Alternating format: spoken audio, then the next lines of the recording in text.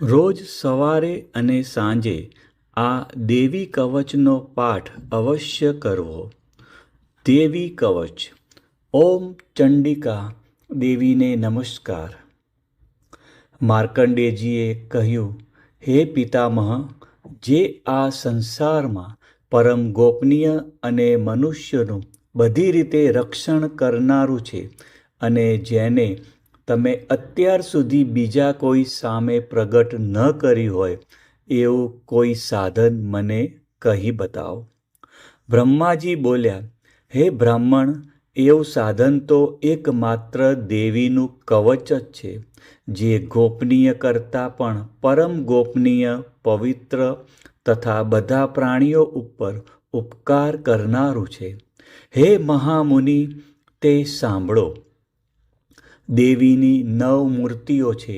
તેમને નવદુર્ગા કહે છે. તેમના અલગ અલગ નામો બતાવવામાં આવે છે. પહેલું નામ શૈલપુત્રી છે, બીજું નામ બ્રહ્મચારિણી છે, ત્રીજું ચંદ્રઘંટાના નામે પ્રસિદ્ધ છે, ચોથું મૂર્તિને કુષ્માંડા કહે છે, પાંચમી દુર્ગાનું નામ સ્કંદમાતા છે, છઠ્ઠી દુર્ગાનું નામ કાત્યાયની છે, સાતમું સ્વરૂપ કાલરાત્રિ, આઠમું સ્વરૂપ મહાગૌરી અને નવમી દુર્ગા એટલે સિદ્ધિદાત્રી. આ બધા નામ વેદ ભગવાન દ્વારા કહેવાયા છે. જ્યારે કોઈ મનુષ્ય અગ્નિથી સળગી રહ્યો હોય, યુદ્ધભૂમિમાં ઘેરાઈ ગયો હોય, સંકટમાં ફસાઈ ગયો હોય, તેનું થતાં કોઈ ભયથી ડરી ગયો હોય અને દુર્ગાનું શરણ લીધું હોય, તેનું ક્યારેય કોઈ અમંગળ થતું નથી. યુદ્ધના સમયે મુશ્કેલી હોવા છતાં પણ તેને કોઈ વિપત્તિ ઉદ્ભવતી નથી. તેને શોક, દુઃખ અને ભય પ્રાપ્ત થતા નથી. જેમણે દેવીનું ભક્તિપૂર્વક સ્મરણ કર્યું છે તેમનો અભ્યુદય નક્કી છે. હે દેવી, જેઓ તમારું ચિંતન કરે છે તેમનું તમે ચોક્કસ કલ્યાણ કરો છો, રક્ષણ કરો છો. ચામુંડા દેવી પ્રેત ઉપર આરૂઢ થયેલા હોય છે અને વારાહી પાડા પર સવારી કરે છે. ઐદ્રીનું વાહન ઐરાવત હાથી છે. વૈષ્ણવી ગરુડ પર આવે છે અને માહેશ્વરી આખલા પર આરૂઢ થયેલા છે. કૌમારીનું વાહન મોર છે. વિષ્ણુ પ્રિય લક્ષ્મી કમળ પર વિરાજમાન છે અને તેમના હાથમાં લાલ કમળ છે. આખલા પર આરૂઢ થયેલ દેવી ઈશ્વરીએ શ્વેત વસ્ત્ર ધારણ કરી રાખ્યા છે.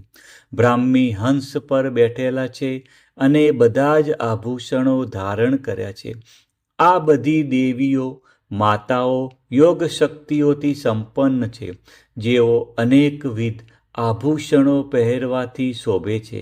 તેમણે અનેક રત્નો ધારણ કર્યા છે, ક્રોધથી ભરેલી છે અને ભક્તોનું રક્ષણ કરવા રથમાં બેઠેલી છે. આ દેવીઓના હાથમાં શંખ, ચક્ર, ગદા, શક્તિ, હળ, મુશળ, ખેટક, તોમર, કુહાડી, દોરડું, કુંત, ત્રિશૂળ અને ઉત્તમ ધનુષ્ય ધારણ કરેલા છે. દૈત્યોના શરીરનો નાશ કરવો અને ભક્તોને અભય દાન આપવું, દેવતાઓનું હિત કરવું એ તેમના શસ્ત્ર ધારણનો ઉદ્દેશ છે. મહારૌદ્ર રૂપ, અત્યંત ઘોર પરાક્રમી, મહાબલી અને મહા ઉત્સાહયુક્ત હે દેવી, તમે મહાન ભયનો નાશ કરનારા છો. તમને નમસ્કાર છે.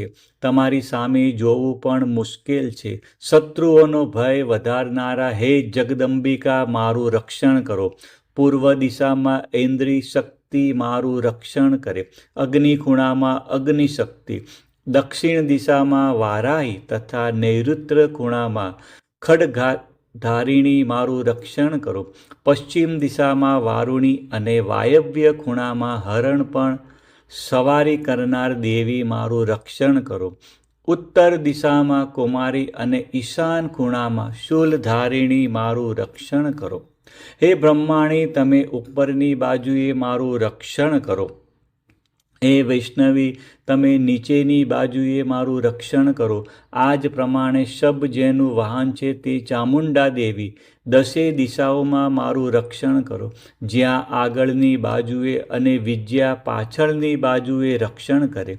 ડાબા ભાગે અજિતા દેવી, જમણા ભાગે અપરિજિતા મારું રક્ષણ કરે. ઉદ્યોતિની શિખાનું રક્ષણ કરે અને ઉમા મારા મસ્તક પર વિરાજિત થઈને મારું રક્ષણ કરે. માલધારી દેવી મારા કપાળનું અને યશસ્વીની મારી ભમરોનું રક્ષણ કરે. ત્રિનેત્રા ભમરોના મધ્ય ભાગનું અને યમઘંટા દેવી નાસિકાઓનું રક્ષણ કરે. શંખીની બંને આંખોના મધ્ય ભાગનું રક્ષણ કરે અને દ્વારવશીની કાનોનું રક્ષણ કરે. કાલિકા ગાલોનું તથા શાંકરી કાનોના મૂળ ભાગોનું રક્ષા કરે. સુગંધા નાસિકાઓનું અને ચર્ચિકા દેવી ઉપરના હોઠનું રક્ષણ કરે. અમૃતકલા નીચેના હોઠનું અને સરસ્વતી જીભનું રક્ષણ કરે. કૌમારી મારા દાંતોનું રક્ષણ અને ચંડિકા કંઠ ભાગોનું રક્ષણ કરે. ચિત્રઘંટા ગળાની ઘંટિકાનું અને મહામાયા તાળવાનું રક્ષણ કરે. કામાક્ષી દાઢીનું અને સર્વમંગલા મારી વાણીનું રક્ષણ કરે. નીલગ્રીવા કંઠના બહારના ભાગનું અને અન્નનલિકાનું કૌબરી દેવી રક્ષણ કરે. ખગીની બંને ખભાઓનું અને વ્રજધારિણી મારા બંને બાહુઓનું રક્ષણ કરો.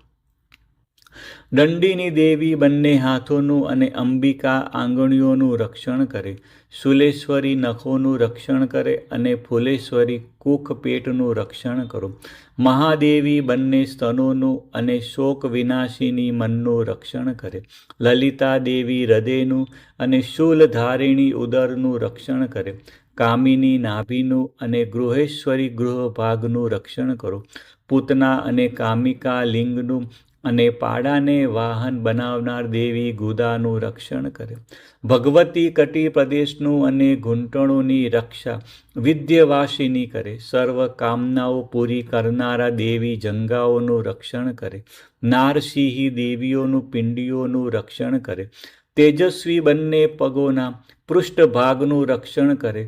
શ્રીદેવી પગોની આંગળીઓનું અને તલવાસીની દેવી પગના તળિયાનું રક્ષણ કરે. પોતાની વિકરાળ દાઢોથી ભયંકર દેખાતા કરાલી દેવી નખોનું અને ઉધ્વકેશીની દેવી વાળનું રક્ષણ કરે. કૌબરી રૂવાંટીના છિદ્રોનું અને વાઘેશ્વરી ત્વચાનું રક્ષણ કરે.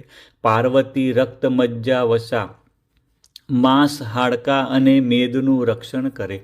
કાલરાત્રિ આંતરડાઓનું અને મુકુટેશ્વરી પિત્તનું રક્ષણ કરે.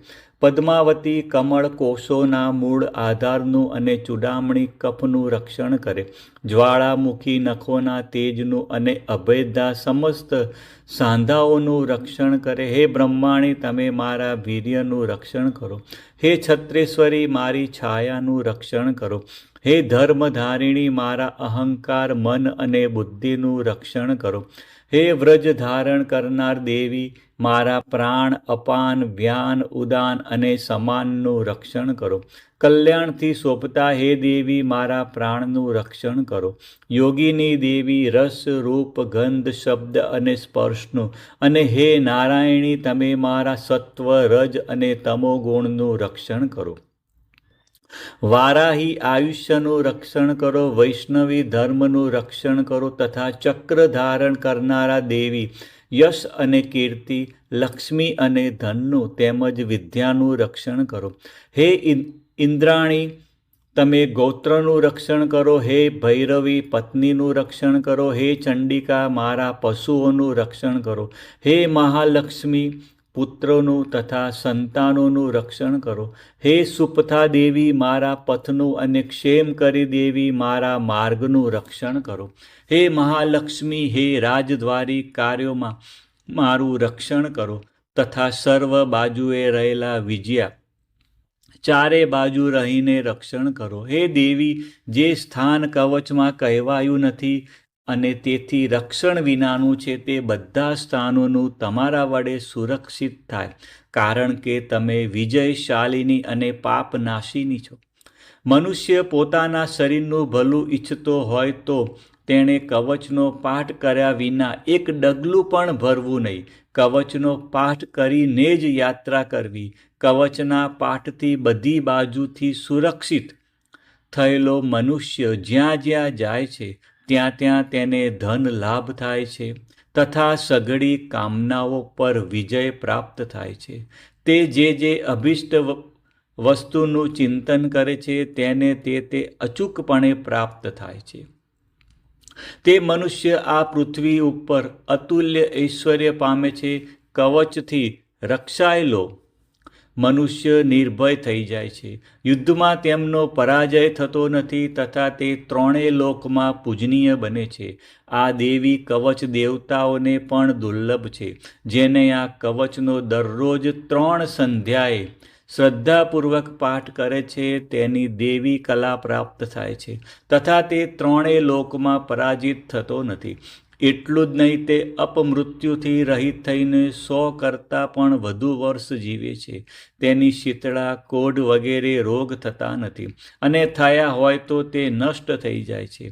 ભાંગ, અફીણ, ધતુરો વગેરેનું ઝેર કે સાપ વગેરેના કરડવાથી ચડતું ઝેર, સર્પનું ઝેર અને તેલના મિશ્રણથી બનેલું કૃત્રિમ ઝેર, આ બધા પ્રકારના ઝેર ઉતરી જાય છે અને તેની અસર થતી નથી.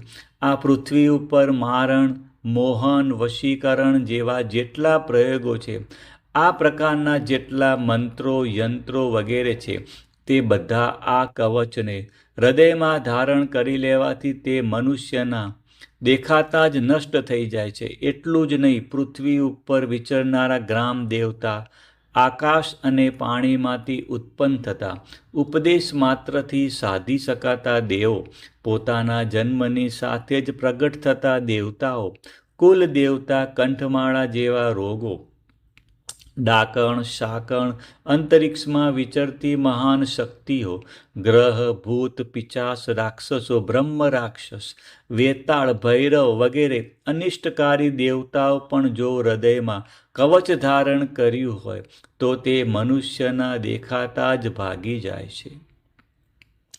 કવચ ધારણ કરનારા મનુષ્યની રાજા તરફથી સન્માન અને વૃદ્ધિ થાય છે. આ કવચ મનુષ્યના તેજની વૃદ્ધિ કરનારું અને ઉત્તમ છે. આ કવચનો પાઠ કરનારો મનુષ્ય પોતાની કીર્તિથી શોભા પામીને પૃથ્વી ઉપર પોતાના સુયશ સાથે સાથે વૃદ્ધિ પામે છે. જે પહેલાં કવચ કરીને સપ્તસતી ચંડી પાઠ કરે છે, તેની જ્યાં સુધી વન પર્વત હોય ત્યાં સુધી તે આનંદથી યુક્ત આ પૃથ્વી ઉપર રહે છે. તેના પુત્ર, પૌત્ર, સંતાન પરંપરા બનેલી રહે છે.